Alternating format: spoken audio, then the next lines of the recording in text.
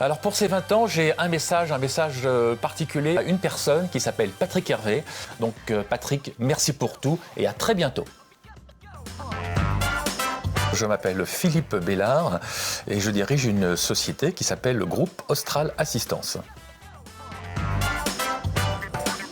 Les services que nous mettons en œuvre consistent à apporter une aide immédiate à des usagers qui se trouvent confrontés à une situation inhabituelle, brutale, que ça concerne l'automobile, l'habitation, la santé ou les déplacements en voyage.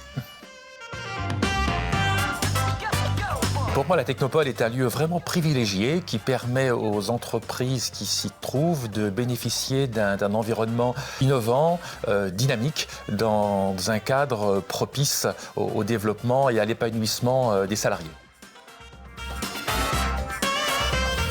L'innovation, c'est la quête au quotidien de la performance et de l'évolution des services, identifier ce que seront les besoins futurs de nos clients. Ça, c'est l'innovation. L'innovation, c'est progresser. Progresser, c'est se développer et c'est vivre. Qui n'innove pas finira par mourir. Donc l'innovation est quelque chose d'absolument indispensable. La technologie qui m'a marqué le plus récemment, il n'y a pas vraiment une technologie particulière. Je dirais que je suis extrêmement attentif aux évolutions. D'ailleurs, ce ne sont pas des évolutions, ce sont des mutations numériques. Pour moi, il n'y a pas vraiment une évolution particulière, il n'y a pas une mutation particulière. C'est vraiment au fil de l'eau qu'il faut en permanence être en veille. Si on réfléchit par le passé, quasiment la plupart des très grandes innovations ont été perçues au départ comme un danger par la population générale. Je pense que toute innovation parfaitement contrôlée va être un progrès. Reste à en convaincre le plus grand monde le plus rapidement possible. Et ça, ce n'est pas toujours facile.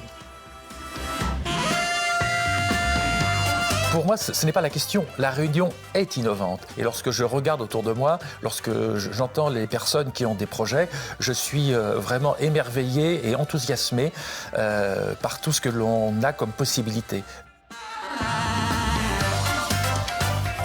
Ça se passait en métropole. J'étais entouré de personnes qui, tout comme moi, passaient ce cap un petit peu mythique qui était le passage entre l'adolescence et un peu la vie d'adulte.